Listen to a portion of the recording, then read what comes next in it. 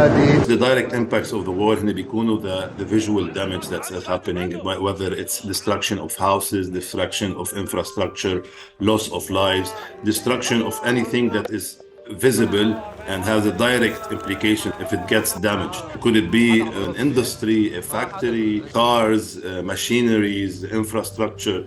Anything that gets damaged along this way, we measure it as a direct impact. And there's a more significant part of it, which is the loss of lives. And this is usually measured differently in terms of compensation from governments. As for the indirect impacts, when we talk about the implications of the war that is not visible, for example, take a factory that has been destroyed. This factory lost its infrastructure, but it also lost the opportunity of what can it generate along the time for it to come back to the business.